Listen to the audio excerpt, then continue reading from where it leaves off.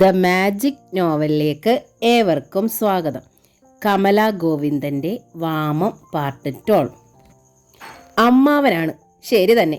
പക്ഷേ സാവധാനം കാര്യങ്ങൾ ചോദിച്ച് മനസ്സിലാക്കാൻ ശ്രമിക്കണമായിരുന്നു. ഞാൻ പിടിച്ച മുയലിന് കൊമ്പ് 3 മട്ടിൽ വന്നാലോ? സമാധാനിപ്പിക്കുന്നതിന് പകരം വാലിൽ തീ കൊടുക്കുന്ന അനുഭവം. ഇനി എന്തൊക്കെയാണാവോ? സുധയ്ക്ക് കരച്ചിൽ വന്നു. തീർന്നില്ല സുധേ, ഇതും ഇതിലപ്പുറവും ഞാൻ പ്രതീക്ഷിച്ചതാണ്. നേരിടണം, കഴിയുന്നിടത്തോളം, ജയൻ പറഞ്ഞു. അത് കഴിഞ്ഞാലോ? അപ്പോൾ നോക്കാം. ക്ഷമയുടെ അങ്ങേയറ്റം വരെ ജയേട്ടൻ്റെ കൈക്കൊപ്പം ഈ സുധയും ഉണ്ടാവും. അത് കഴിഞ്ഞാലോ? പിന്നെ ഒന്നും നോക്കാതെ എടുത്തങ്ങ് ചാടും. ഒന്നുകിൽ ജീവിതത്തിലേക്ക്, അല്ലെങ്കിൽ മരണത്തിലേക്ക്. സുധേ, വയ്യ ജയേട്ടാ, പോന്നിട്ടു ഈ കുറ്റപ്പെടുത്തൽ. എന്തിനാണിങ്ങനെ? എൻ്റെ വീട്ടുകാർ ഏതെങ്കിലും തരത്തിൽ ജയേട്ടനെ ബുദ്ധിമുട്ടിക്കുന്നുണ്ടോ? എന്നിട്ടും ഈ കുറ്റപ്പെടുത്തൽ എത്ര നാളാ കേൾക്കുക?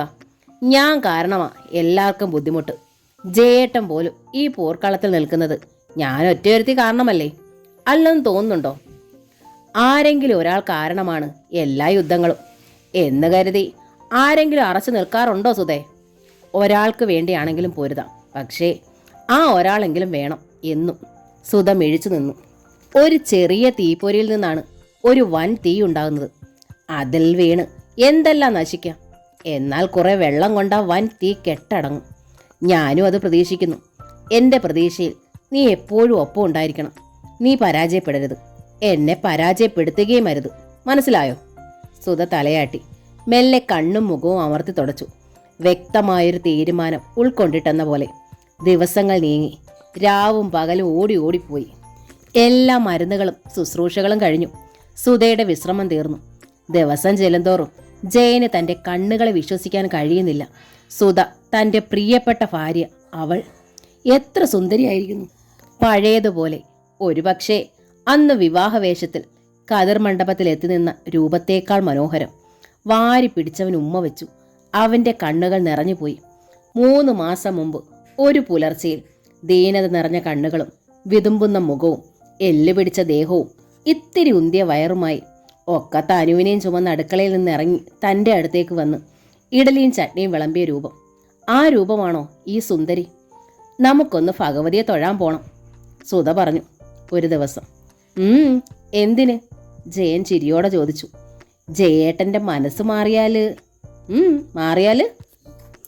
അവിടെ ഒരു നിലവിളക്ക് കൊടുക്കാമെന്ന് ഞാൻ നേർന്നിട്ടുണ്ട്, ഒത്തിരി നാള് മുമ്പ്, സുധ പരിങ്ങലോടെ പറഞ്ഞു. അമ്പടി കള്ളി, അപ്പോ വിളക്ക് കിട്ടാനുള്ള ആശയ്ക്ക് ഭഗവതിയാ എൻ്റെ മനസ്സ് മാറ്റിയതല്ലേ?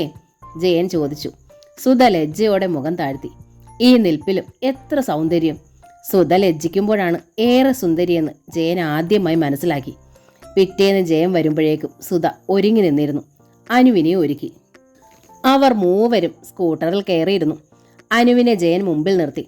സുധ പിന്നിലിരുന്നു. സുധയുടെ അമ്മ സംതൃപ്തിയോടെ നോക്കി നിന്നു. സുധേ, മുറുകെ പിടിച്ചോണം, ജയൻ പറഞ്ഞു. കാരണം ആ സ്കൂട്ടറിന് പിന്നിലിരുന്ന് ഭർത്താവിനോടൊപ്പം സുധ ആദ്യമായി യാത്ര ചെയ്യുകയാണ്. അങ്ങനെ ഒരാവശ്യവും യാത്രയും ഇതിനു മുമ്പ് ഉണ്ടായിട്ടില്ല എന്നതാണല്ലോ സത്യം. കണ്ടോ, ഞാൻ എൻ്റെ ഭർത്താവിനോടൊപ്പം യാത്ര ചെയ്യുന്നു എന്നുറക്കെ വിളിച്ച് ലോകത്തെ അറിയിക്കാൻ സുധയുടെ മനസ്സ് വെമ്പി. കണ്ടോ, ഞാൻ എൻ്റെ ഭാര്യയെ പിന്നിലെടുത്ത് യാത്ര ചെയ്യുന്നത് എന്നുറക്കെ പറയാൻ ജയനും കൊതിച്ചു. കൂട്ടിൽ നിന്ന് സ്വാതന്ത്ര്യം കിട്ടിയ 2 കുഞ്ഞിക്കുരുവികളെ പോലെ അവരുടെ മനസ്സ് ആഹ്ലാദിച്ചു.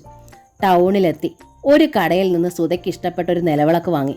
പിന്നെ നേരെ അമ്പലത്തിലേക്ക്. തമാശ പറഞ്ഞ് പൊട്ടിച്ചിരിച്ചായിരുന്നു ആ യാത്ര. ആദ്യം തോന്നിയ ഭയം സുധയെ വിട്ടകന്നിരുന്നു. അമ്പലത്തിലെത്തിയപ്പോഴേക്കും അനായാസമായി ജയന് പിന്നിലിരിക്കാൻ അവൾ പരിശീലിച്ചു കഴിഞ്ഞിരുന്നു. ക്ഷേത്രത്തിലെ മതിൽക്കെട്ടിലെ മണലിലൂടെ സ്കൂട്ടർ പാഞ്ഞുപോയി.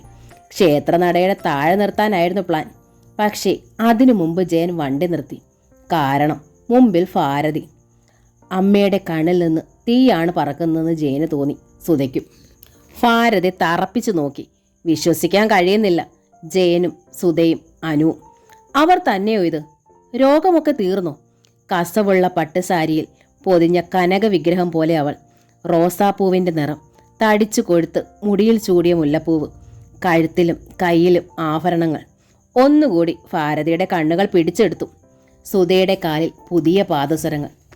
ജയനും അല്പം നന്നായിരിക്കുന്നു. മുഖം തൊടുത്ത് ഇത്തിരി കൂടി വെളുത്ത്. അവൻ്റെ അരയിൽ കൈചുറ്റിയുള്ള അവളുടെ ഒരു ഇരിപ്പ്. ഫു, നാണമില്ലാത്ത വക. ഒറ്റ നിമിഷം കൊണ്ടാണ് ഭാരതിയുടെ കണ്ണുകൾ ഇത്രയും പിടിച്ചെടുത്തത്. ഭയന്നിട്ടെന്നവണ്ണം സുധ ജേനയിൽ നിന്ന് കൈവിട്ട് താഴെ ഇറങ്ങി. അനുവിൻ്റെ കണ്ണുകൾ വിടർന്നു കഴിഞ്ഞിരുന്നു.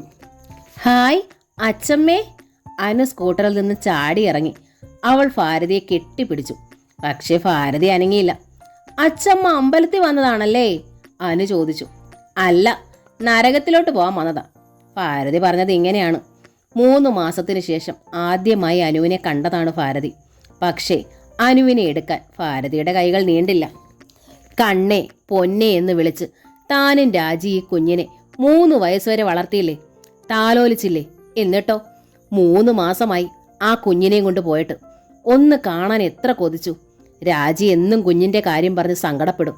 എന്നിട്ട് ഈ സ്കൂട്ടറിൽ ഇരുത്തി ആ കുഞ്ഞിനെയും കൊണ്ട് ഒന്ന് വന്നാൽ എന്തായിരുന്നു? ഇത്രയ്ക്ക് ശത്രുതയോ അവന്? തള്ളയും പെങ്ങളും ഇത്രയ്ക്ക് അധികപ്പറ്റായോ? രൂപ എത്ര മുടക്കി? ആദ്യത്തെ ഹോമം അവൻ മുടക്കി. എന്നിട്ടും തിരുമേനിയുടെ ഇല്ലത്ത് ഹോമം നടത്തി. എന്നിട്ട് എന്തെങ്കിലും പ്രയോജനം കിട്ടിയോ? ഇല്ല. അത്രയ്ക്കും കടുകട്ടിയില്ല ഇങ്ങോട്ടുള്ള ചെയ്ത്. ഭഗവതി ചോദിച്ചോണേ. ഓ, സ്വർണ്ണക്കട്ട കിട്ടിയ മട്ടിലാണല്ലോ ഇവനും. കോന്തൻ, അച്ചിക്കോന്തൻ. ഭാരതിയുടെ കണ്ണുകൾ നിറയുന്നത് സുധ കണ്ടു, ജയനും കണ്ടു. അമ്മേ. സുധ അറച്ചറച്ച് വിളിച്ചു. മിണ്ടരുത്. നീ എന്നെ അങ്ങനെ വിളിക്കണ്ടടി. കമ്മേന്ന്. ആരാടി നിന്റെ കമ്മ? ഞാൻ നിന്റെ ആരാന്ന്? എന്തിനാടി ഇങ്ങോട്ടിപ്പോൾ കെട്ടി എഴുന്നള്ളിയത്? 41 കഴിഞ്ഞിട്ടും തള്ളയുടെ തല പോകാത്തതിന് പിന്നെയും വല്ലതും ചെയ്യാനാണോടി? ഓ, നിലവിളക്ക് വെച്ച് കരഞ്ഞ് പറയാനായിരിക്കും. വിളക്ക് കയ്യിൽ വെച്ചോടി. ഞാൻ തൊലയുമ്പം തലയ്ക്കല് കത്തിച്ച് വെക്കാമടി. അമ്മേ, ഇത് അമ്പലമാണ്, ജയൻ പറഞ്ഞു. അമ്മയ്ക്ക് ഇത്രയ്ക്ക് ബോധമില്ലാതായല്ലോ. ഇല്ലടാ, ബോധം മറിഞ്ഞിരിക്കുക. തെളിച്ചു പറയാം, തലയ്ക്കിപ്പോ നല്ല സ്ഥിരമില്ല. നിന്റെ അച്ചിയുടെ രോഗം ഇപ്പം എനിക്കാ കിട്ടിയിരിക്കുന്നേ. പോരെ? ഭാരതിക്ക് അങ്ങനെ കലി കയറിക്കൊണ്ടിരിക്കുകയാണ്. ഈ യാത്ര ഇന്ന് വേണ്ടിയിരുന്നില്ലെന്ന് ജയന് തോന്നി. സുധയ്ക്കും തോന്നി. സമാധാനമായി എത്തി തൊഴുത് കാണിക്ക വെച്ച് നന്ദി പറയാൻ എത്തിയതാണ്. അമ്മയെ കാണുമെന്ന് ഒട്ടും പ്രതീക്ഷിച്ചതല്ല.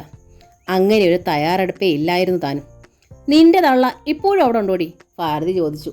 സുധയുടെ മുഖം വലിഞ്ഞു മുറുകാൻ തുടങ്ങി. ആ, വിടണ്ട, ഒപ്പം നിർത്തിക്കോ. നിനക്ക് അനങ്ങാണ്ടിരുന്ന് തിന്നാലോ. നിന്റെ കെട്ടിയോനും അതാ സന്തോഷം. നിനക്കാണെങ്കിൽ തലയ്ക്ക് വെളിവ് കേടും. പോരാത്തതിന് വല്ലതും വെച്ച് കാലാക്കിയാൽ ആ തള്ളയ്ക്കും വയറ് നിറച്ച് തിന്നാമല്ലോടി. ഒരുത്തൻ കൊത്തിച്ചരണ്ടാൻ പോയാൽ എന്തോ കിട്ടും? പട്ടിണി കിടക്കുമല്ലായിരുന്നോ? എൻ്റെ മോനെ കൊണ്ട് നിന്റെ തള്ളയ്ക്കെങ്കിലും ഉപകാരപ്പെടട്ടെ. തികച്ചും പുച്ഛവും പരിഹാസവും നിറഞ്ഞ സ്വരം. അമ്മേ, ഇതൊന്ന് നിർത്ത്, ജയൻ അസഹ്യതയോട് പറഞ്ഞു. നിനക്കിപ്പോൾ അവരാണല്ലോ പെറ്റതള്ള. അവരെക്കുറിച്ച് പറഞ്ഞാൽ നിനക്കും ബോധിക്കില്ല. ബോധിച്ചില്ലേലേ എനിക്കൊന്നുമില്ലടാ. ഭാരതി അങ്ങ് ജീവിക്കും. എന്നാലും നിന്റെ കെട്ടിയോൾക്ക് വെള്ളം കോരി കൊടുത്തിട്ടും സേവ ചെയ്തിട്ടും ഭാരതിക്ക് കഞ്ഞി കുടിക്കണ്ടടാ. പട്ടിണിയാണെങ്കിൽ ഭാരതി മുണ്ടു വരിഞ്ഞു മുറുക്കി അങ്ങ് ഒടുക്കും. എനിക്ക് വയ്യായ്മ വന്നപ്പോൾ അമ്മ എൻ്റെ അടുത്ത് വന്ന് നിന്നതിനാണോ ഈ പറയുന്നതൊക്കെ? സുധ ചോദിച്ചു പോയി. ഇക്കണക്കിന് കെട്ടിച്ചു വിട്ട് കഴിഞ്ഞ് രാജിക്ക് വയ്യാതെ വന്നാൽ ഒന്നും നോക്കാനമ്മ പോവില്ലല്ലോ. ഭാരതിക്ക് മൊഴിമുട്ടി. കൃഷ്ണമ്മാവനും വന്ന് ഇത് തന്നെ പറഞ്ഞു. എൻ്റെ അമ്മയ്ക്ക് കഞ്ഞി കുടിച്ച് കിടക്കണമെന്നും. നിങ്ങളൊക്കെ ഒന്ന് മനസ്സിലാക്കണം. ഉദ്യോഗസ്ഥരെക്കാൾ നന്നായി ആഹാരം കഴിച്ച് കഴിയുന്നത് കൂലിപ്പണിക്കാർ തന്നെയാണ്. ഒന്നുമില്ലെങ്കിൽ എൻ്റെ അമ്മയ്ക്ക് വേല എടുത്തുകൊണ്ടുവരാൻ ഇന്നും എൻ്റെ അച്ഛൻ ജീവിച്ചിരിപ്പുണ്ടല്ലോ. ഭാരതി നടയ്ക്ക് നേരെ തീങ്ങി നിന്നതും 2 ഇടി നെഞ്ചത്തിടിച്ചതും ഒപ്പം കഴിഞ്ഞു. പൊട്ടിയൊരു കരച്ചിൽ. എൻ്റെ ഭഗവതി, നീ കേട്ടോ ഇവള് പറഞ്ഞത്? എനിക്ക് വേല എടുത്തു തരാനുള്ള കെട്ടിയോനെ നീയല്ലേ വിളിച്ചത്? ഇവളോട് ഇതിന് നീ സമാധാനം ചോദിക്കണേ എൻ്റെ ഭഗവതി. വീണ്ടും 2 ഇടി. ആൾക്കാർ ശ്രദ്ധിക്കാനും ചുറ്റുകൂടാനും ശ്രമിച്ചു. എന്താ കാര്യം? എന്താ ഉണ്ടായത്? 1-2 പേർ ചോദിച്ചു. ഒന്നുമില്ല, ഒരു ചെറിയ കാര്യം, സാരമില്ല, ജയൻ അവരോട് നയത്തിൽ പറഞ്ഞു വിട്ടു. ഇത് ഞങ്ങളുടെ കുടുംബക്കാര്യം. ഓ. അവർ പിരിഞ്ഞു. 4 ആള് കൂടിയപ്പോൾ പിരിച്ചുവിട്ടത് ഭാരതിക്ക് ഇഷ്ടമായില്ല. നാണക്കേടുണ്ടായിരിക്കും അല്ലയോടാ? അവരൊക്കെ കാര്യം കേട്ടാൽ നിനക്കാണായിട്ട് നിൽക്കാൻ പറ്റൂല. എന്തിനാടാ അവരെയൊക്കെ പിരിച്ചുവിട്ടത്? ഇങ്ങോട്ട് വിളിക്കടാ, നാട്ടുകാരൊക്കെ അറിയട്ടെ നിന്റെയും കെട്ടികളുടെ മഹത്വം. അവരൊക്കെ നിന്നെ പൂവിട്ട് പൂജിക്കുവേടാ. അമ്മ പതുക്കെ, ജയൻ പറഞ്ഞു. പതുക്കെ പറയുന്നില്ലടാ, ഉറക്കെ തന്നെ പറയാം. നാണം കേടാണ് ഉള്ള പോയിക്കോടാ. നിൽക്കാൻ ആര് പറഞ്ഞു? ചോദിക്കുന്നവരോട് പറഞ്ഞേക്കടാ, ഞാൻ നിന്റെ അമ്മയല്ലെന്ന്. നിനക്ക് ഇങ്ങനെ ഒരു തള്ളയും പെങ്ങളും ഇല്ലെന്ന്. ഇത്തവണ ഭാരതി വിങ്ങി കരഞ്ഞുപോയി. അച്ചമ്മ കരയണ്ട, കരയാതച്ചാമ്മേ. അനു ഭാരതിയുടെ ഉടുമുണ്ടിൽ പിടിച്ചുലച്ചു. ഭാരതി അവളെ പൊക്കിയെടുത്തു, കവളിൽ മുത്തമിട്ടു. അനു അവരുടെ കണ്ണീർ തുടച്ചു കളഞ്ഞു. കരയണ്ട കേട്ടോ, അച്ചമ്മ കരയല്ലേ. അച്ചമ്മയ്ക്ക് കരയാനാ കുഞ്ഞേ വിധി. അച്ചമ്മയുടെ നല്ല കാലത്ത് തന്നെ എല്ലാം അവസാനിച്ചതാ, ചിരിയും സന്തോഷവും ഒക്കെ. ഭാഗ്യം എല്ലാവർക്കും വിധിച്ചിട്ടില്ല കുഞ്ഞേ. അച്ചമ്മ ജീവിച്ചത് മക്കൾക്ക് വേണ്ടിയാ. ഇപ്പോൾ അച്ചമ്മ അധികപ്പറ്റായി, കൊള്ളരുതാത്തവളായി, ആരും ഇല്ലാണ്ടായി. അച്ചമ്മ ചാകാൻ പ്രാർത്ഥിച്ചോ കുഞ്ഞേ. ഭാരതി നെഞ്ചുരുകി കരയുകയാണ്. അച്ചമ്മ ചാകണ്ട, അച്ചമ്മ ചാകണ്ട. അനുവും കരച്ചിലായി. ചാകുന്നതാ കുഞ്ഞേ എല്ലാവർക്കും നല്ലത്. എന്തെല്ലാം ലാഭമുണ്ട്. അച്ചമ്മ ചാകാൻ തന്നെ ഭഗവതിയോട് പ്രാർത്ഥിച്ചോ. ഭാരതി അനുവിനെ താഴെ നിർത്തിയിട്ട് ധൃതിയിൽ തിരിഞ്ഞു നടന്നു. അച്ചമ്മേ, ഞാനും ആൻറ്റിയുടെ അടുത്ത് ഞാനും വരുവാ. അനു അവർക്ക് പിന്നാലെ ഓടി. നിന്റെ ആൻറ്റിയും ചത്തുപോയി കുഞ്ഞേ, തിരിഞ്ഞു നിന്ന് പറഞ്ഞിട്ട് ഭാരതി വീണ്ടും നടന്നു. എൻ്റെ ആൻറ്റി ചാകണ്ടായേ, ആൻറ്റി ചാകണ്ടായേ, എനിക്ക് എൻ്റെ ആൻറ്റിയെ കാണണേ. അനു താഴെ വീണ് കിടന്ന് ഉരുണ്ട് നിലവിളിക്കുകയാണ്. അച്ചമ്മയുടെ കൂടെ പോകണം, എനിക്ക് ആൻറ്റിയെ കാണണം, ആൻറ്റി ചാകണ്ടായേ. ജയൻ അനുവിനെ കടന്നെടുത്തു. അവൾ കുതറിപ്പിടഞ്ഞ് നിലവിളിച്ചു. ആൻറ്റി ചാകണ്ടായേ. മോളെ, ആൻറ്റി ചത്തട്ടില്ല, അച്ചമ്മ കള്ളം പറഞ്ഞതാ. ആൻറ്റി ദാ ഇപ്പൊ ഭഗവതിയെ തൊഴാൻ വരും, കാട്ടിത്തരാലോ, ജയൻ പറഞ്ഞു. സത്യ? ആൻറ്റി വരുവോ? വരൂന്ന്. അച്ഛൻ മോളോട് കള്ളം പറയുമോ? ഇല്ല. അനു കരച്ചിൽ നിർത്തിയിട്ട് നോക്കി. ഭാരതി അങ്ങകലെ ഗേറ്റിങ്കൽ വരെ എത്തിയിരുന്നു. ഗേറ്റിങ്കിൽ എത്തിയിട്ടവർ ഒന്നും നിൽക്കുന്നതും തിരിഞ്ഞു നോക്കുന്നതും ജയൻ കണ്ടു. സുധയും വീണ്ടും തിരിഞ്ഞു നടന്നു മറഞ്ഞു. സുധ ആകെ സ്തംഭിച്ചു നിൽക്കുകയാണ്. ഭാരതി പറഞ്ഞിട്ട് പോയ ഓരോ വാക്കും ഓരോ കത്തിമുനയായി തറഞ്ഞു കയറി അവളെ നോവിക്കുകയാണ്. ജയൻ അനുവിനെയും കൊണ്ട് അവളുടെ അടുത്തെത്തി. സുധേ, അവൾ മുഖമുയർത്തി. ആ കൺപീലികൾ നനഞ്ഞിരുന്നു. 2 തുള്ളി കണ്ണീർ കവിളിലേക്ക് അടർന്നു വീഴുകയായിരുന്നു. നല്ലൊരു ചടങ്ങ് അലമ്പായി അല്ലേ സുധേ? ജയൻ ചോദിച്ചു. സുധ തല വിലങ്ങനെ ആട്ടി. സാരമില്ല, അമ്മയ്ക്ക് ഇങ്ങനെയൊക്കെ ചിന്തിക്കാനും പറയാനും കഴിയും. അതല്ല ജയേട്ടാ, അമ്മ ഒത്തിരി സങ്കടപ്പെടുന്നുണ്ട്. ശരിയാണ്, അമ്മ ഒത്തിരി ക്ഷീണിച്ചിരിക്കുന്നു. മുടിയിൽ നര കയറിയിരിക്കുന്നു. പെട്ടെന്ന് പ്രായമേറിയതുപോലെ ബ്ലൗസൊക്കെ അഴിഞ്ഞു തൂങ്ങി കിടക്കുന്നത് കണ്ടില്ലേ? സുധ ഒട്ടൊരു വിഷമത്തോടെ പറഞ്ഞു. ഞാനും ഒക്കെ കണ്ടു. നമ്മൾ എന്താ ചെയ്യുക? അന്നത്തെ സാഹചര്യത്തിൽ എനിക്ക് ചെയ്യാവുന്നതാണ് ഞാൻ ചെയ്തതൊക്കെ. അതൊന്നും തെറ്റാണെന്ന് എനിക്ക് ബോധ്യമില്ല. തെറ്റാണെന്ന് ബോധ്യപ്പെട്ടാലല്ലേ തിരുത്താനാവൂ. ജയേട്ടനിപ്പോൾ മുൻശുണ്ടി ഇത്തിരി കൂടുതലാണ്. നേരത്തെ ഉണ്ടായിരുന്നു സുധേ. ആ ശുണ്ടി നിന്റെ നേരെ തീർത്തിട്ടില്ലേ? സുധ മൗനം. ഞാൻ അമ്മയോട് ദേഷ്യപ്പെടാനൊന്നും ചെന്നിട്ടില്ലല്ലോ സുധേ. അമ്മയാണ് ഓരോ തവണയും തട്ടിക്കയറുന്നതും എന്നെ ദേഷ്യം പിടിപ്പിക്കുന്നതും. ഇപ്പം തന്നെ കണ്ടില്ലേ? എന്നാലും എന്താണ്? അമ്മയ്ക്കിപ്പോഴും ഭരിക്കണമെന്നും എല്ലാവരും അമ്മയുടെ ഭരണത്തിന് കീഴിൽ നിൽക്കണമെന്നുമാണ് മോഹം. ഭാരതിയുടെ മക്കളെ നോക്ക്, അവർ പറയുന്നതിനപ്പുറം കടക്കൂല എന്നെല്ലാവരെയും എപ്പോഴും പറയിച്ചുകൊണ്ടിരിക്കണം. അതായിക്കോട്ടെ, പക്ഷെ ഭരിച്ച് മനുഷ്യരെ ചവിട്ടി അരയ്ക്കണോ? അമ്മയ്ക്ക് അമ്മയുടെ സങ്കടം മാത്രം വലുത്. മറ്റുള്ളവരുടെ സങ്കടത്തിനെന്താ വിലയില്ലാത്തത്? സുധയ്ക്ക് മറുപടിയില്ല. അവൾ എത്രയെല്ലാം അനുഭവിച്ചതാണ്. എന്നാലും അമ്മയുടെ ഇപ്പോഴത്തെ രൂപം കണ്ടപ്പോൾ വിഷമം തോന്നി. നീ വരൂ. ജയൻ അവളെയും കൊണ്ട് ക്ഷേത്രത്തിനുള്ളിലേക്ക് നടന്നു. നിലവിളക്ക് ക്ഷേത്രത്തിന്റെ നടയിൽ വെക്കാൻ. ഭാരതിക്ക് നെഞ്ചു പൊട്ടുകയാണ്. ആകെ പൊട്ടിത്തെറിക്കുകയാണ്. ആ രൂപം എത്ര ശ്രമിച്ചിട്ടും മനസ്സിൽ നിന്നും മായുന്നില്ല. തടിച്ചു കൊഴുത്തുരുണ്ട സുധ, കസവ് പട്ടുസാരി, ആഭരണങ്ങൾ. ജയന്റെ അരയിൽ കൈ ചുറ്റിപ്പിടിച്ച് ചേർന്ന് പൊട്ടിച്ചിരിയോടെ മുമ്പിൽ അനു. എത്ര ആഹ്ലാദം! സ്വയം മറന്ന ഭാവം. അവർ എല്ലാം മറന്നിരിക്കുന്നു. അവളെ പറയണ്ട, അവനും മറന്നിരിക്കുന്നു. വല്ല വിധേനയും വീട്ടിൽ ചെന്ന് കയറി വരാന്തയിലേക്കിരുന്നു. അമ്മയുടെ വരവിലെ പന്തികേട് അകത്തുനിന്ന് രാജി കണ്ടു. അവൾ ഓടിയെത്തി. അമ്മ ആകെ പരവശയായിരിക്കുന്നു, തളർന്നിരിക്കുന്നു, ആകെ വിയർപ്പിൽ കുളിച്ച്. എന്താ അമ്മേ? രാജു ഉത്കണ്ഠയോടെ ചോദിച്ചു. ഇത്തിരി വെള്ളം താടി, ഭാരതി പതിയെ പറഞ്ഞു. രാജി അകത്തേക്കോടി. ധൃതിയിൽ വെള്ളവുമായി തിരിച്ചെത്തിയപ്പോൾ ഭാരതി വരാന്തയിൽ വീണുപോയിരുന്നു. അമ്മേ! രാജിയിൽ നിന്ന് ഒരു നിലവിളി ഉയർന്നു. അമ്മേ! രാജി വെള്ളം താഴെ വെച്ച് ഭീതിയോടെ വിളിച്ചു. കുറച്ച് വെള്ളമെടുത്ത് അമ്മയുടെ മുഖത്ത് കുടഞ്ഞ് പരിഭ്രമത്തോടെ വീണ്ടും കുലുക്കി വിളിച്ചു. ഭാരതി പതിയെ കണ്ണു തുറന്നു. അമ്മേ! എന്താ അമ്മേ ഇത്? എന്തു പറ്റിയെന്ന്? അമ്പലത്തിൽ പോയിട്ട് എന്തുണ്ടായി? അമ്മയ്ക്ക് തല കറങ്ങിയോ? തലവേദനയുണ്ടോ? എന്താണേലും ഒന്ന് പറയമ്മേ, എനിക്ക് പേടിയാകുന്നമ്മേ. രാജി കരയാൻ തുടങ്ങി. ഒന്നുമില്ല പെണ്ണേ, ഒന്നുമില്ല. ഭാരതി എണീറ്റിരുന്നു പകച്ച നോട്ടവുമായി. ഒന്നുമില്ലെങ്കിൽ പിന്നെ അമ്മ വീണ് കിടക്കുന്ന എന്തിനാ? രാജി വീണ്ടും കരച്ചിൽ. അമ്മ വീണു പോയിടി. അമ്മയെ വീഴിച്ചു. അമ്മയ്ക്ക് ക്ഷീണമായി പോയി. കഷ്ടകാലം വരുമ്പം കൂട്ടത്തോടെയാ. ഭഗവതിയും കൈവിടും. അല്ലെങ്കിൽ ഹോമം 2 നടത്തി. എന്നിട്ടോ വല്ല ഗുണവുമുണ്ടോ? ഭാരതി സങ്കടത്തോടെ കൈകൾ മലർത്തി. എല്ലാവരും കൈവിട്ടു. അമ്മ എന്തിൻ്റെ കാര്യമേ ഈ പറയുന്നത്? തെളിച്ചു പറയ്. രാജിക്ക് അസഹ്യതയായി. നിന്റെ ആങ്ങളയുടെ കാര്യമാണ് പറഞ്ഞത്. പൊന്നാങ്ങളയുടെ. അവൻ വന്നോ തിരിച്ച്? പിന്നെ വന്നില്ലേ? ചേട്ടൻ ഓട്ടോറിക്ഷയിൽ അരിയും സാമാനങ്ങളും ഒക്കെ ആയിട്ട് വന്നില്ലേ? അമ്മയല്ലേ ഒക്കെ തട്ടിത്തെറിപ്പിച്ചത്? രാജി ചോദിച്ചു. അരിയും സാമാനങ്ങളും അവൻ്റെ അമ്മയുടെ നെഞ്ചത്തിടാൻ. നെഞ്ചത്തല്ല, കൈപ്പാക്കിൽ നിന്ന് തെല്ലകന്നിരുന്ന് രാജി പറഞ്ഞു. വായിലിടാനാണ്. അധിക പ്രസംഗി, നീ മേടിക്കും. ഭാരതി കൈ ഓങ്ങുക തന്നെ ചെയ്തു. വായിക്കരി ഇടുന്നത് തൊലഞ്ഞു കിടക്കുമ്പോൾ തെക്കോട്ട് കെട്ടിയെടുക്കാൻ നേരത്താടി, അല്ലാണ്ട് ജീവിച്ചിരിക്കുമ്പോഴല്ല. ഞാനിപ്പം ഇതൊന്നും വേണ്ടാന്ന് പറഞ്ഞ് തട്ടിക്കളഞ്ഞെങ്കിൽ എന്താടി? ഒന്നുകൂടെ അവന് കൊണ്ടുവരാൻ മേലായിരുന്നോ? ഞാൻ അവൻ്റെ ആരാ? അവനെ ഞാൻ എങ്ങനെയാ വളർത്തിയത്? ഭാരതിയുടെ ഇടനെഞ്ച് പൊട്ടുകയാണ്. മേലാല് കൊണ്ടുവരണ്ടാന്ന് പറഞ്ഞത് അമ്മ തന്നെയല്ലേ? എന്നിട്ടിപ്പോൾ ഒന്നുകൂടെ കൊണ്ടുവരാൻ മേലായിരുന്നു എന്ന്. അതെങ്ങനെ? അമ്മയ്ക്ക് ഭ്രാന്തല്ലായിരുന്നോ?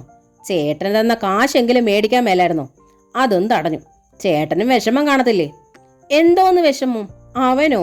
ആഹാ, നീ കണ്ടില്ലല്ലോ ആ വരവ്. ഒന്ന് കാണേണ്ട കാഴ്ച തന്നെ. വിഷമിക്കുന്നവൻ ഇങ്ങനെയാണോടി? ഭാരതിയുടെ മുഖം വലിഞ്ഞു മുറുകി. പല്ലുകൾ തമ്മിൽ കോർത്തു. എന്തു കാഴ്ച? രാജിക്ക് മനസ്സിലായില്ല. ഭാരതിയുടെ ഉൾക്കണ്ണിൽ ആ കാഴ്ച വന്നു. സ്കൂട്ടറിൽ അവൻ്റെ അരയിൽ കെട്ടിപ്പിടിച്ച് അവള്, മുമ്പിൽ അനുമോള്.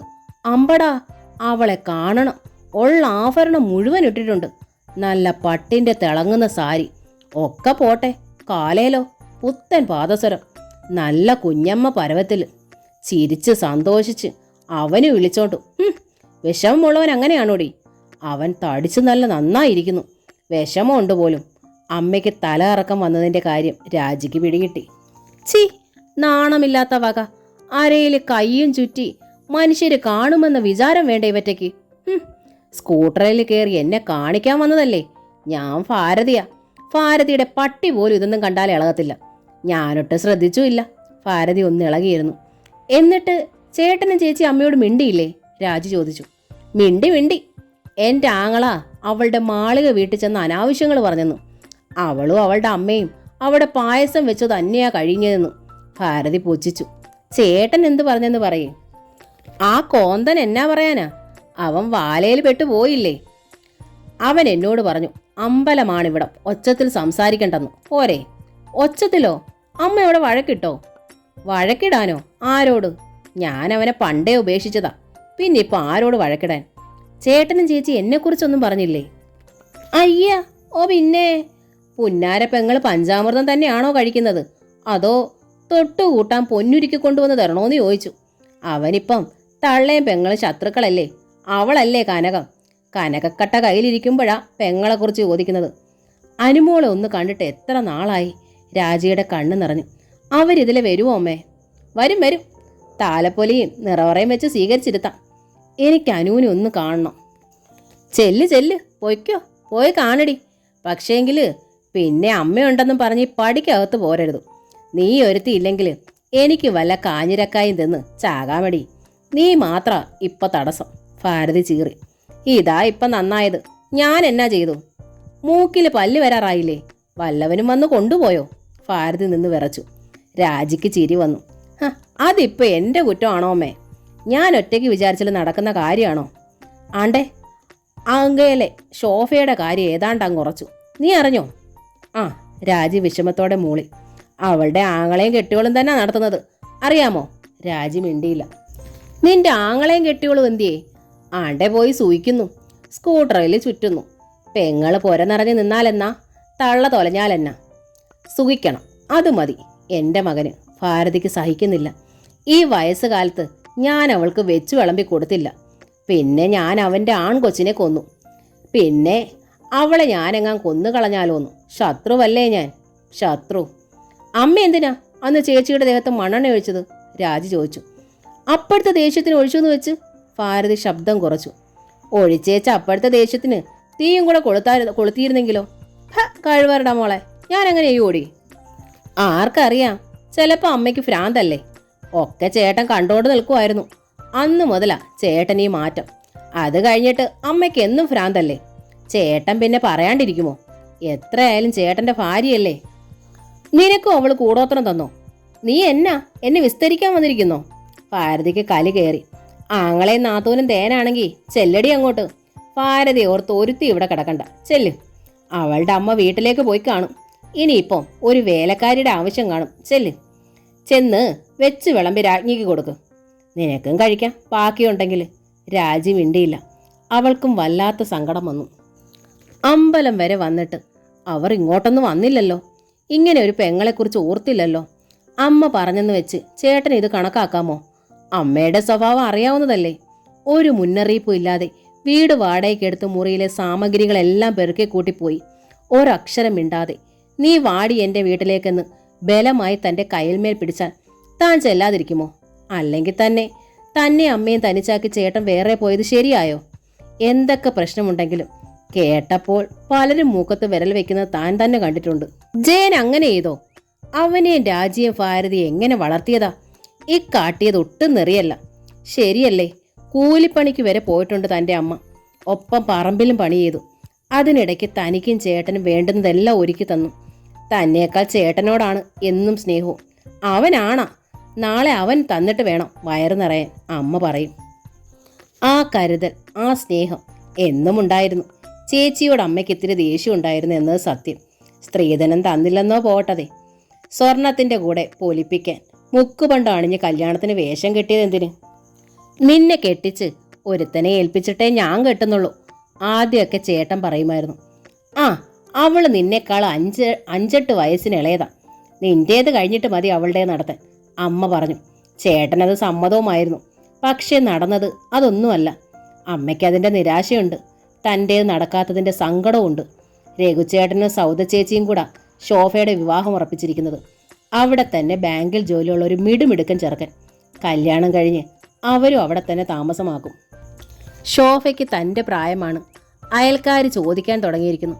ശോഭയുടെ കല്യാണം ഉറപ്പിച്ചല്ലോ രാജി, നിന്റേത് ഇനി എന്നാ? ആ, ജയൻ താമസം മാറ്റിയല്ലോ അല്ലേ? ഇനിയിപ്പോൾ ഒക്കെ കണക്കാ. അല്ല, ഓരോ തലയിലെഴുത്തേ. സങ്കടം വരാതിരിക്കുമോ? ചേട്ടൻ വരുമെന്നോ തൻ്റെ വിവാഹം ചേട്ടൻ നടത്തുമെന്നോ എങ്ങനെ അവരോട് ഉറപ്പു പറയാൻ പറ്റും? വിവാഹം നടത്താത്തതിലല്ല രാജിക്ക് സങ്കടം. നാട്ടുകാരുടെ ഈ സംസാരം കേൾക്കുമ്പോഴാണ്. ഇപ്പോഴിതാ അമ്മയും കൂടി തുടങ്ങിയിരിക്കുന്നു പുണ്ണിൽ കൊത്തി രസിക്കാൻ. സങ്കടമുണ്ടാവും എന്നറിഞ്ഞുകൊണ്ട് തന്നെയുള്ള ചോദ്യം. അല്ലെങ്കിലും ജയൻ വീട്ടിൽ നിന്ന് ഇറങ്ങിയതോടെ ആകെ ഒരു അനാഥത്വമാണ് രാജിക്ക്. അവൾക്കവൻ അച്ഛനും സഹോദരനും കൂട്ടുകാരനും ഒക്കെയായിരുന്നു. തന്നേക്കാൾ വളരെ പ്രായം കുറവുള്ള അവളെ അവന് വലിയ കാര്യമായിരുന്നു. പരിധി കഴിഞ്ഞ് സ്നേഹിക്കുകയും ചെയ്തു അവൻ. എന്തിനും അവളുടെ അഭിപ്രായവും സഹകരണവും എപ്പോഴും അവന് ആവശ്യമായിരുന്നു. ലാളന വല്ലാതെ ഏറ്റതുകൊണ്ട് ഒരു ഉത്തരവാദിത്വ ബോധവും ഇല്ലായിരുന്നു എന്നത് സത്യമാണ്. എന്നാലും ഒരേ ഒരു അനിയത്തെ ഉപേക്ഷിച്ചവൻ താമസം മാറ്റി. അമ്മയോടല്ലേ വഴക്ക് പിടിച്ചുള്ളൂ. രാജി, നീ വരുന്ന ഞങ്ങളുടെ കൂടെ എന്ന് ചോദിച്ചില്ലല്ലോ. അതോർക്കുമ്പോൾ രാജിയുടെ കണ്ണുകൾ നിറയും. ഒക്കെ പോട്ടെ, ഇപ്പോൾ ഈ അമ്പലം വരെ വന്നിട്ട് ഒന്നിങ്ങോട്ട് കയറാതെ തന്നെ ഒന്ന് കാണാതെ കുഞ്ഞിനെ പോലും ഒന്നിവിടെ കൊണ്ടുവരാതെ പൊയ്ക്കളഞ്ഞല്ലോ. അതാണ് രാജിക്ക് സങ്കടം. അവൾക്ക് വല്ലാതെ കരച്ചിൽ വന്നു. അകത്തെ മുറിയിലേക്ക് ഓടിക്കയറി അവൾ കട്ടിലേക്ക് വീണ് കിടന്ന് കരയുകയും ചെയ്തു. ഭാരതിക്ക് വിഷമം തോന്നി. എന്നാലും പറഞ്ഞു, കരയടി, കരഞ്ഞ് കരഞ്ഞ് ചാക്. ആരും ഇല്ലാണ്ടായാല് ഇതൊക്കെ തന്നെയാ വിധി. അല്ലെങ്കിൽ കൈ കാശ് വേണം. 10-25 പവന്റെ ആഭരണം ഞാൻ സൂക്ഷിച്ചു വെച്ചിരുന്നതാണ് നിനക്കായിട്ട്. അതും കൈവിട്ടു പോയല്ലോ. മകനെ വിശ്വസിച്ച് അവന് ജോലിയാകട്ടെ എന്ന് കരുതി. അവൻ ശരിക്കും ഊട്ടുമെന്ന് കരുതി. പിന്നെ കരുതി അവൻ്റെ സ്ത്രീധനം കൊണ്ട് കാര്യം സാധിക്കാമെന്നു. അതും അവൻ ഒപ്പിച്ചു വന്നു. ഇപ്പോൾ കടിച്ചതുമില്ല, പിടിച്ചതുമില്ല, ഒറ്റ അൽ കിടന്നതുമില്ല. പോരെ? അല്ല, നന്നായിട്ട് അനുഭവിക്കാൻ യോഗം വേണം. യോഗം. വടക്കേലെ ശോഭ പെണ്ണിൻ്റെ തലയിലെഴുത്ത് നിനക്ക് വരാൻ കുറേ പാടാ. നീ കരയി. അതാ നിനക്ക് പറഞ്ഞിരിക്കുന്നത്. ഭാരതി കണ്ണു തുടച്ചു. പിന്നെ അകത്തേക്ക് കയറി. കഞ്ഞി വെക്കണം, കറി വെക്കണം, 100 കൂട്ടം പണി. ഭാരതിക്കാകെ ദേഷ്യവും സങ്കടവും വന്നു. നിന്ന് നിൽപ്പിൽ 4-5 അടി നെഞ്ചത്ത്. പിന്നെ പൊട്ടിയൊരു കരച്ചിലും. ഭഗവതി ചോദിച്ചോണേ എന്നൊരു പ്രാക്കും. ഭാരതി അടുക്കളയിൽ നിന്ന് പ്രാഗി നെഞ്ചത്തലച്ച അതേ സമയത്ത് തന്നെ സുധ ദേവിയുടെ തിരുനടയിൽ നിന്ന് പ്രാർത്ഥിച്ചു. അമ്മേ ദേവി, എൻ്റെ പ്രാർത്ഥനയും സങ്കടവും ഇവിടുന്ന് അറിഞ്ഞല്ലോ, ഒക്കെ കൈകൊണ്ട് അനുഗ്രഹിച്ചല്ലോ, കാത്തു രക്ഷിച്ചോണേ. അവൾ നിലവിളക്ക് നടക്കൽ വെച്ചു. നിറയെ എണ്ണയൊഴിച്ചു. എഴുതിരിയിട്ട് കത്തിച്ചു. അവൾക്കരികിൽ നിന്ന് തന്നെ ജയനും തൊഴുതു. അനു നടുവിലും. ജയൻ ഓർത്തു, വിവാഹം കഴിഞ്ഞിട്ട് ആദ്യത്തെ അനുഭവമാണിത്. ഒരുമിച്ച് ക്ഷേത്രത്തിലെത്തി ഒന്ന് തൊഴുതു പ്രാർത്ഥിക്കുക എന്നത്. അല്ലെങ്കിൽ ക്ഷേത്രത്തിലെത്തിയിട്ട് തന്നെ കാലം എത്രയായി? ജയേട്ടാ, സുധയുടെ ശബ്ദം. ഞെട്ടി ഉണർന്നു. കൈ കൂപ്പിയപടി നിൽക്കുന്നു. എന്തേ, തൊഴുതു തീർന്നില്ലേ? ഒരുപാട് പറയാനുണ്ടോ? അവൾ പതിയെ ചോദിച്ചു. ഛേ, ദേവിയുടെ നടയ്ക്ക് നേരെ നിന്നുകൊണ്ട് എന്തൊക്കെ ചിന്തിച്ചു. ഓർത്തപ്പോൾ ചിരി വന്നു. അവൻ പുഞ്ചിരിച്ചു. ഇതാ പ്രസാദം. തെല്ല് പ്രസാദം വിരലിൽ തൊട്ട് അവൾ അവൻ്റെ നെറ്റിയിൽ തൊടുവിച്ചു. ഒരു പുതിയ കുളിർമ, ഒരു പുതിയ വികാരം, ഒരു പുതിയ ലോകം. ജയൻ അതൊക്കെ കണ്ടു. തൊഴുത് നടയിറങ്ങുമ്പോൾ കൃത്യം സുഭദ്ര മുന്നിൽ. ചേച്ചിയമ്മ ദേണ്ടേ, അനു പറഞ്ഞു. ആഹാ, ഇതാര്? അനുകുട്ടിയോ? സുഭദ്ര അവളെ കോരിയെടുത്തു. പിന്നെ കുശലം ചോദിച്ചു. എന്താ സുധേ, സുഖാണോ? സുധ ചിരിച്ചു. സുഭദ്ര അവളെ നോക്കിക്കണ്ടു. കേട്ടോ ജയ, നന്നായി നീ ചെയ്തത്, ഉചിതമായി. കുറെ കൂടി മുൻപേ ചെയ്യേണ്ടിയിരുന്നതാ. ഈ പെണ്ണിനിപ്പോഴാ എല്ലും തോലും വെച്ചത്, മുഖം ഒന്ന് തെളിഞ്ഞത്. എന്തൊരു കഷ്ടപ്പാടായിരുന്നു രാവും പകലും. നിന്റെ അമ്മയും പെങ്ങളും കുറേ കാഞ്ഞ പുള്ളികൾ തന്നെ. ഒരു പെങ്കൊച്ച് വീട്ടിൽ കയറി വന്നാൽ അതിന് സ്വന്തം പോലെ കരുതിയാലേ വീട്ടിലെ ഐശ്വര്യം ഉണ്ടാവൂ എന്ന് ഭാരതിക്കറിയില്ല. അന്യ പെണ്ണെന്ന് കരുതി പൊരുതിയാൽ അത് സ്വന്തം മകനോട് തന്നെ ചെയ്യുന്ന പോരാണെന്നും അവൾക്ക് അറിഞ്ഞുകൂടാഞ്ഞിട്ടാ. എന്തൊക്കെയായാലും അമ്മയെക്കുറിച്ച് മറ്റൊരാൾ കുറ്റം പറഞ്ഞത് ജയനിഷ്ടമായില്ല. അതുകൊണ്ട് അവൻ ശ്രദ്ധിക്കാത്ത ഭാവത്ത് നിന്നു. അങ്ങോട്ടും ഇങ്ങോട്ടും നോക്കി. നിന്നെ ഇട്ട് പോത്തിനെ പോലെ പണിയിപ്പിച്ച് തിന്നല്ലേ ശീലം. ദാണ്ടേ ഇപ്പൊ കിടന്ന് വിഷമിക്കുന്നു. പെണ്ണിന് കാപ്പി അനത്താൻ പോലും അറിയത്തില്ലല്ലോ. ഇപ്പോഴും ചെയ്യത്തുമില്ല.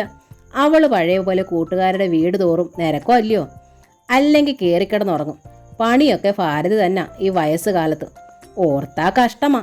എത്ര കാലമായി ഭാരതി കഷ്ടപ്പെടാൻ തുടങ്ങിയിട്ട്? അല്ല, വരുത്തി വച്ചതല്ലേ. അവൾ ഇത്തിരി കൂടി വകതിരിവോടെ പെരുമാറിയിരുന്നിൽ ഇപ്പം തന്നെ ആകുമായിരുന്നോ? ജയൻ സ്കൂട്ടറിൽ കയറി ഇരുന്നു കഴിഞ്ഞു. എന്തുണ്ട് സുഭദ്ര ചേച്ചി വിശേഷം? സൗദാമിനിക്ക് സുഖം തന്നെയല്ലേ? സുധ ചോദിച്ചു. അവൾക്ക് സുഭദ്രയെ അവഗണിക്കാൻ വയ്യ.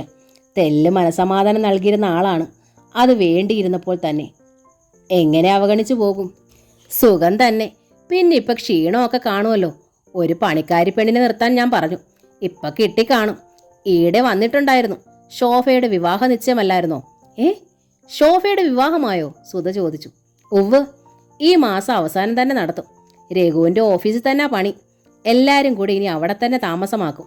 ഞങ്ങളോടും ചെല്ലാൻ പറഞ്ഞിരിക്കുക. രഘുവിൻ്റെ അപ്പൻ സമ്മതിക്കത്തില്ല. അവനവൻ്റെ വീട് പിന്നെ ആരാ നോക്കുന്നതെന്നാ ചോദിക്കുന്നത്. സുഭദ്ര ചിരിച്ചുകൊണ്ട് തുടർന്നു. ആ കേട്ടോ ജയ, ശോഭയുടെ കല്യാണത്തിന് ക്ഷണിക്കാൻ വരുന്നിട്ട് അങ്ങോട്ട് ഞങ്ങൾ. നിശ്ചയമായി നിങ്ങൾ വരണം, കേട്ടല്ലോ. എന്നാ പറയാനാ, തിരക്കാ സുധേ. കല്യാണ ചെലവും സ്വർണവും ഒക്കെ ഉണ്ടാക്കാനുണ്ടേ. രഘുവിൻ്റെ അപ്പൻ്റെ കയ്യിൽ പിന്നെ കരുതലുണ്ടായിരുന്നു കേട്ടോ. പോരാത്തത് രഘുവും തരാമെന്ന് പറഞ്ഞു. അവർക്ക് ഈ പറഞ്ഞതുപോലെ എവിടുന്ന് മിച്ചം വന്നിട്ടാ? ആ സന്ധ്യയാകുന്നു. എന്നാലും ഞാൻ തൊഴുതിട്ട് വരട്ടെ. സുഭദ്ര നീങ്ങി. നിങ്ങൾ പോവാ? അതെ. വീട്ടിൽ കയറുന്നില്ലേ? സുധ ജയനെ നോക്കി. അമ്മയെ കണ്ടു ഇവിടെ വെച്ച്, ജയൻ പറഞ്ഞു. ഇപ്പൊ കയറുന്നില്ല, പിന്നെ വരുന്നുണ്ട്. ഓ അങ്ങനെയാകട്ടെ. നേരെ അങ്ങ് ഇരുട്ടുക. സുഭദ്ര അകത്തേക്ക് കടന്നു. ജയേട്ടാ, വീട്ടിലൊന്ന് കയറിയിട്ട് പോയാലോ? സുധ ചോദിച്ചു. അമ്മയുടെ നിലപാട് നീയും കണ്ടതല്ലേ? അല്ല, രാജി 2-3 മാസമായി കണ്ടിട്ട്, സുധ പറഞ്ഞു. ആ പോകാം. ഈ സന്ധ്യ നേരത്തെ എന്തായാലും ഒരു ബഹളത്തിന് ഞാനില്ല. പിന്നീട് ഒരിക്കൽ, അടുത്ത ആഴ്ച. അത് മതി, നീ കയറ്, സന്ധ്യയാകുന്നു. വീട്ടിലെത്തി ജയനെ ഷർട്ടും മുണ്ടും മാറ്റി കയ്യിൽ ധരിച്ചു. അമ്മയുടെ കണ്ണീർ കണ്ടോ, സങ്കടം കണ്ടോ? ജയേട്ടനെ കണ്ണിലെ കൃഷ്ണമണി പോലെയൊക്കെ കരുതിയാ വളർത്തിയെന്ന് ഞാൻ കേട്ടിട്ടുണ്ട്. പോരെങ്കിൽ പ്രായമായൊരു പെണ്ണ് അവിടെ നിൽക്കുന്നു, സുധ വിശദീകരിച്ചു. ജയേട്ടാ, ദൈവം നമ്മോട് പിണങ്ങരുത്. അതിനുള്ള വഴി നമ്മൾ ചെയ്യരുത്, സുധ കാര്യമായി തന്നെ പറഞ്ഞു. നീ ഇപ്പോൾ എന്താ പറയുന്നത്? തിരിച്ചു പോകണമെന്നോ? സുധ മിണ്ടിയില്ല. അനുവിൻ്റെ ഉടുപ്പ് മാറ്റുന്നതിലായി ശ്രദ്ധ. നിനക്ക് പിന്നെയും തെറി കേൾക്കാനും തല്ലുകൊള്ളാനും മാടിനെ പോലെ പണിയെടുക്കാനും ധൃതിയായി അല്ലേ? പണിയെടുക്കാനെന്ന് പറഞ്ഞാൽ ആ വീട്ടിലെ പണിയല്ലേ ഉള്ളൂ. ചെന്ന് കഴിഞ്ഞാൽ പിന്നെ നമ്മൾ ഏറ്റവും വേഗം രാജിയെ കെട്ടിച്ചു വിടും. പിന്നെ പോയിട്ട് നമ്മളെ കൂടാതെ അമ്മ മാത്രമല്ലേ അവിടെ ഉള്ളൂ. എൻ്റെയും ജയേട്ടൻ്റെയും മോളുടെയും പേർക്ക് ചെയ്യുന്ന ജോലികളുടെ കൂടെ അമ്മ ഒരാളുടെ കൂടെ പണി എനിക്കൊരു വലിയ ഭാരമൊന്നും അല്ല ജയേട്ടാ. ജയൻ സുധയെ കാണുകയാണ്. വീണ്ടും വീണ്ടും താൻ കാണാത്ത മനസ്സിലാക്കാത്ത എത്രയോ കാര്യങ്ങൾ ഇനിയും ഈ നെഞ്ചിലുണ്ട്. പിന്നെ തെറി പറയുന്നതും തല്ലുന്നതും. അമ്മ നുണ പറയുമ്പോൾ അത് കേട്ട് ജയേട്ടൻ അമ്മയുടെ കൂടെ കൂടാതിരുന്നാൽ മതി. കൂട്ടില്ലെങ്കിൽ അമ്മയുടെ ശക്തി കുറയും. പിന്നെ ആരെ തല്ലാൻ? സുധ പുഞ്ചിരിച്ചു. ജയനും ചിരിച്ചു. അതുമാത്രമല്ല, നേരത്തെയൊക്കെ മാടിനെ പോലെ പണിയെടുക്കുമ്പോഴും തല്ലുകൊള്ളുമ്പോഴും ചീത്ത കേൾക്കുമ്പോഴും ഒക്കെ എനിക്കൊരു അനാഥത്വമായിരുന്നു. ആരുമില്ല എനിക്കെന്നൊരു തോന്നൽ, എങ്ങനെയും മരിച്ചു കിട്ടട്ടെ എന്നൊരു വാശി. ഞാനും ഈ മനസ്സിലെ സ്നേഹത്തിൻ്റെ അളവ് അറിയാൻ ശ്രമിച്ചിട്ടില്ല. അക്കാര്യത്തിൽ ഞാനും മണ്ടിയാണെന്ന് കരുതിക്കോ. എന്നാൽ ഇനി എത്ര ജോലി ചെയ്താലും എനിക്ക് സങ്കടമില്ല. എൻ്റെ ആളിന് എന്നോട് എത്ര സ്നേഹമുണ്ടെന്ന് എനിക്കറിയാം. ഈ സ്നേഹം കിട്ടാൻ വേണ്ടി ഇത്തിരി പാടുപെട്ടാലെന്താ? അവൾ കൺകോൺ കൊണ്ട് നോക്കി പുഞ്ചിരി തൂകി. സുധേ, ജയൻ അവളുടെ മുഖം പിടിച്ചുയർത്തി കണ്ണിൽ നോക്കി. എല്ലാവരെയും വിഷമിപ്പിച്ചിട്ടും സങ്കടപ്പെടുത്തിയിട്ട് നമുക്ക് സന്തോഷിക്കാനാവില്ല ജയേട്ടാ. എനിക്കെപ്പോഴും എന്തോ ഒരു വിമ്മിട്ടം. ശരി, ഞാനെന്ന് ആലോചിക്കട്ടെ, ജയൻ പറഞ്ഞു. മാത്രമല്ല ജയേട്ടാ, അത് നമ്മുടെ വീടല്ലേ, വെറുതെ എന്തിനാ ഈ വാടക കൊടുക്കുന്നത്? സുധ പറഞ്ഞു. ശമ്പളത്തിൽ നിന്നല്ലേ എല്ലാം പോകുന്നത്. ജയൻ നിശബ്ദനായി അവൻ ആലോചിക്കുകയായിരുന്നു. പക്ഷേ അമ്മ ഇനി നമ്മളെ വീട്ടിൽ കയറ്റുമോ? കണ്ടില്ലേ അമ്പലത്തിൽ വെച്ച് കണ്ടപ്പോഴുള്ള രീതി, അതിൽ നിന്ന് വ്യത്യാസം ഉണ്ടാകുമെന്ന് തോന്നുന്നില്ല. വീട്ടിൽ ചെന്നാലും. ജയൻ്റെ സ്വരത്തിൽ നിരാശയുണ്ടായിരുന്നു. ഞാനൊരു കാര്യം പറയട്ടെ? സുധ ചോദിച്ചു. ഞാനൊരു കാര്യം പറയട്ടെ? സുധ ചോദിച്ചു. രാജിക്കൊരു ചെറുക്കനെ കണ്ടുപിടിക്കണം. അവിടെ ചെന്ന് ആലോചിക്കണം. അത് നടത്താനുള്ള പണം നമ്മൾ എങ്ങനെയും സ്വരൂപിക്കണം. അത് നടത്തി കിട്ടുന്നതാണ് അമ്മയുടെ ഏറ്റവും വലിയ പ്രശ്നം. അത് നമ്മൾ നടത്തിയാൽ പിന്നെ ദേഷ്യം ബാക്കി കാണുമോ? നമ്മളത് നടത്താനായി ചൊല്ലുന്നു, നടത്തുന്നു, പിന്നെ ഇങ്ങോട്ട് പോരാതിരിക്കുന്നു. എന്താ? സുധ പറഞ്ഞു. ജയൻ ഉറക്കെ ചിരിച്ചു. എന്തൊരു പെൺബുദ്ധി! കൊള്ളാം സുധേ, കൊള്ളാം. ഞാൻ കളിയാക്കിയതല്ല, അത് തന്നെയാണ് വഴി. അല്ലെങ്കിലും ഞാൻ തീരുമാനിച്ചു കഴിഞ്ഞു. ഉടൻ തന്നെ രാജയുടെ വിവാഹം നടത്തണം, ഉടൻ തന്നെ, ജയൻ തറപ്പിച്ചു പറഞ്ഞു. വാമം എന്ന നോവലിൻ്റെ ഈ ഭാഗം ഇവിടെ പൂർണ്ണമാവുകയാണ്. അടുത്ത ഭാഗം ഉടൻ തന്നെ അപ്ലോഡ് ചെയ്യുന്നതായിരിക്കും. ഈ നോവൽ നിങ്ങൾക്ക് ഇഷ്ടമായെങ്കിൽ ലൈക്ക് ചെയ്ത്, ഷെയർ ചെയ്ത്, സബ്സ്ക്രൈബ് ചെയ്ത് ഹൈപ്പും കൂടി ചെയ്യണേ. താങ്ക്